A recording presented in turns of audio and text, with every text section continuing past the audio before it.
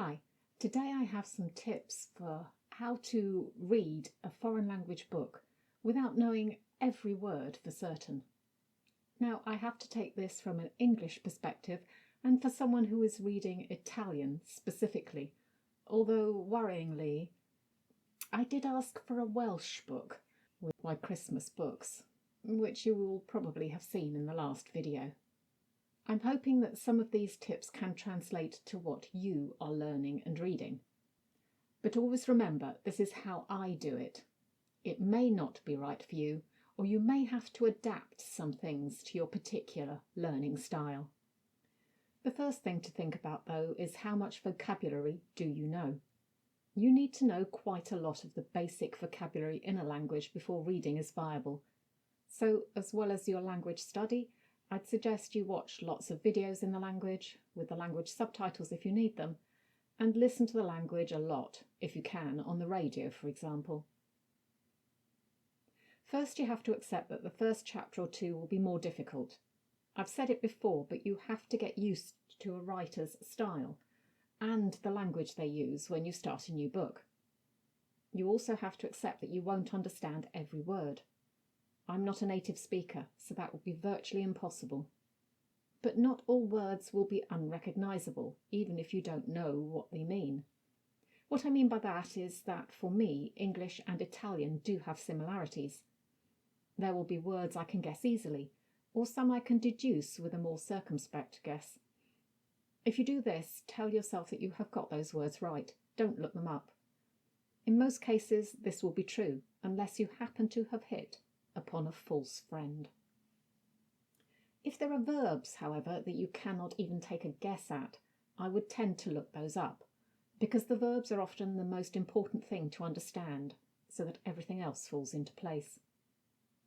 If you still absolutely cannot understand what a paragraph is saying, and remember, I'm not talking about in minute detail, I'm talking about getting the sense of what is being said, look up any word that is blocking your understanding. As soon as you have that, stop looking up words and move on. Why? Because focusing too much on the individual words will mean that you'll always feel like you're translating it. The stage you want to get to, which might seem impossible when you start, is that you aren't translating as you go. You're actually, in that moment, in the language, understanding it not quite like a native speaker, but without the need to think about it. When you first hit that threshold, it's a great feeling. Don't get me wrong, actually translating the meaning of something precisely is a good exercise for language learning, and I do it on my channel, as you may already have seen. But that's not how I read. Now, a caveat to the looking up. If you find a word you don't know that keeps getting repeated, it is clearly important for the story you're reading. That is when I would look it up. However, many words won't be like this. They might be words you will never see again or have the need to use. Looking them up is, to some extent, pointless. With Italian specifically, of course, there is a further difficulty. Unless there's dialogue, it won't be written using the passato prossimo. It'll be written using the passato remoto. You don't need to know this tense in great detail to be able to read it. I don't.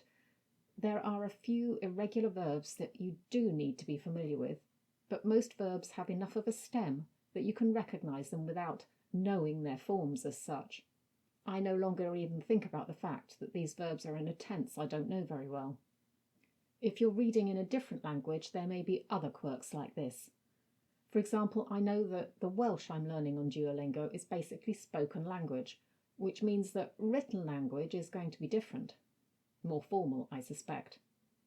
So opening up that Welsh novel and giving it a go might be a total disaster the first time I do it. Spoiler, I'm about to do that. But I'll be honest, that's how I felt the first time I opened up an Italian novel. I could barely understand a word because I'd done it very early in my learning journey and didn't have enough basic vocabulary behind me. So let's see if I can do this, practicing what I'm preaching, with the first page of Elianto. I'm doing this on my Kindle Fire, but I'll show you it on the PC app, so I can make it bigger. Okay, let's see if I can practice what I preach. This is the prologue of Elianto. So, c'era un gran rumore negli universi. There was a lot of noise in the universes. Generazioni di stelle nascevano e morivano sotto lo sguardo di telescopi assuefatti. Generations of stars were being born and dying under the watch of telescopes. I don't know what assuefatti is, but I'm assuming it's something to do with aimed at them. Fortune elettromagnetiche venivano dissipate in un attimo. Electromagnetic fortunes disappeared in a second. Sorgevano imperi d'elio e svanivano civiltà molecolare.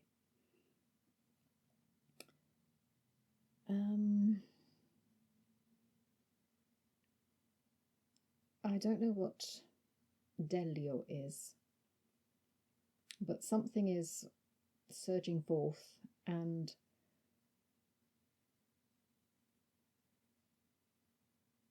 molecular civility is disappearing.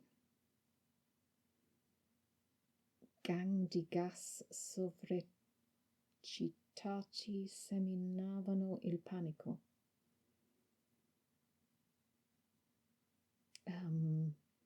Don't know what gang is unless it's just the English word. But gases were seeming to panic. Le galassie fuggivano rombando dal loro luogo d'origine.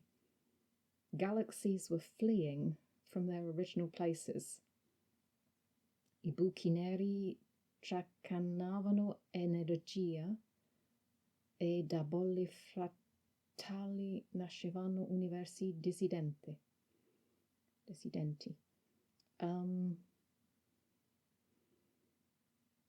Black holes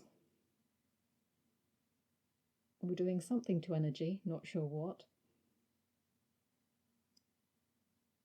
And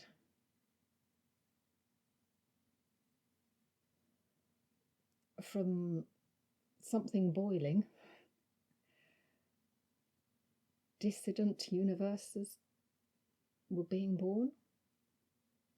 Ognuno con legislazione fisica autonoma. Everyone with different physical autonomy, so presumably different rules of existence. Ovunque si udiva il grido angoscioso di sceghe, brandelli, filamenti, scampoli, frattaglie chimiche e asteroidi nomadi che cercavano invano l'intero a cui erano uniti fino all'istante prima. Everywhere there were anxious cries. I don't really know what all of these are, but I'm assuming they're things, elements in the universe. As we've got something chemical and nomadic asteroids, and they were all trying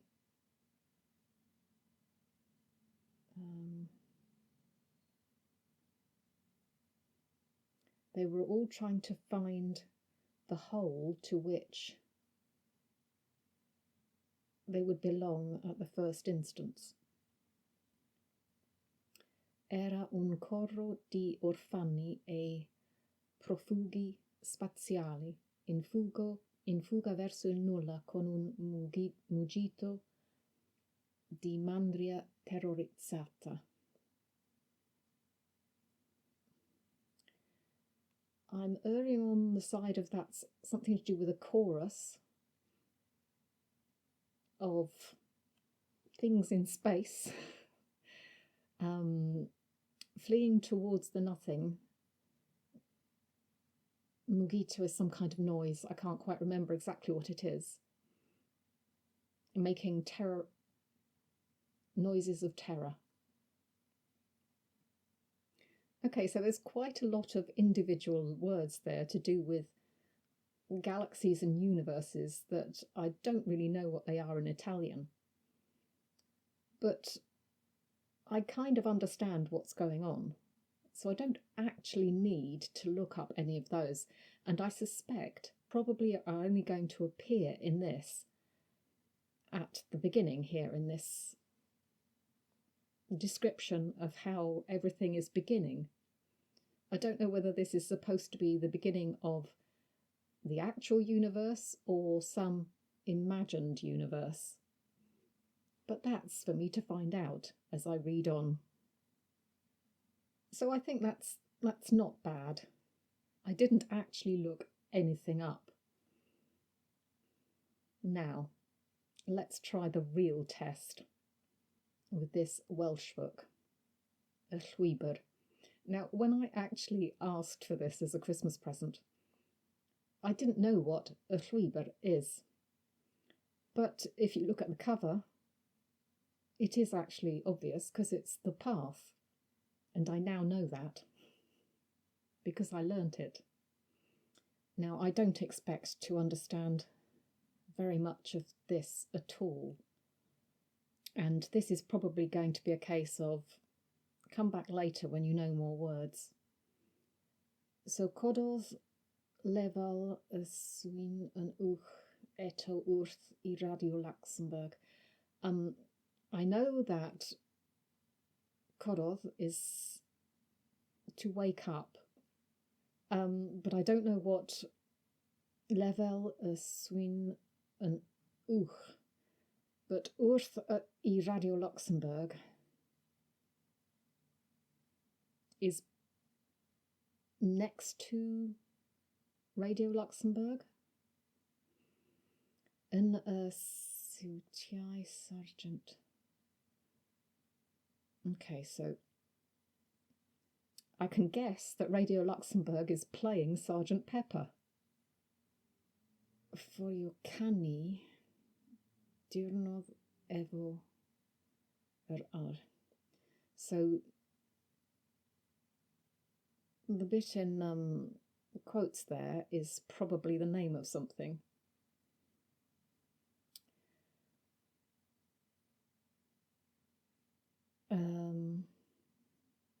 A guitar, that I'm guessing is a guitar. And cadw is, there's noises going on outside, and cadw is to keep or to save. Where can we get to something else that I actually understand? Okay. Byw is to live. Roedd so that's the imperfect tense. Don't understand anything else. But something else was something else, and simmered is to move.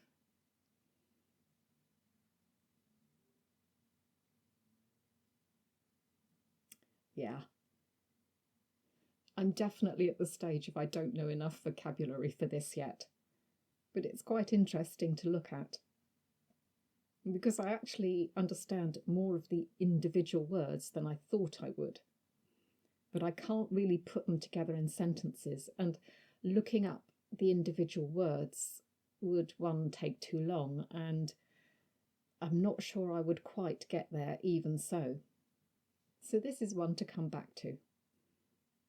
So I stopped recording, and then I thought, I want to read more of that Italian book, and I read the next paragraph. I think I'm going to like this book.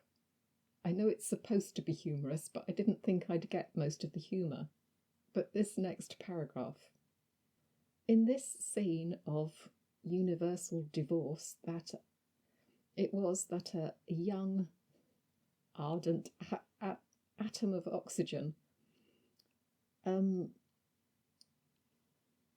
made a trapeze from the old molecule to fly towards a new trapeze where an atom of hydrogen was waiting for it for a new exciting combination.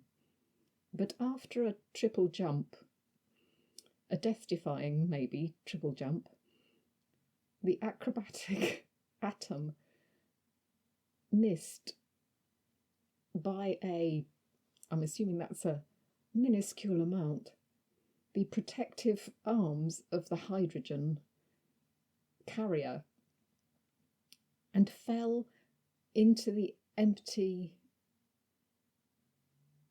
I don't know what sidereo is, with an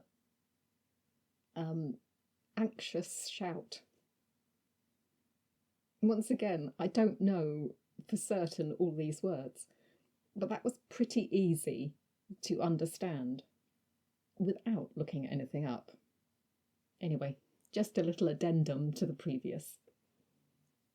And as an even further addendum, I'm now about 5% through Elianto. What I'm finding so far with this book is that there are whole passages I can read without looking anything up.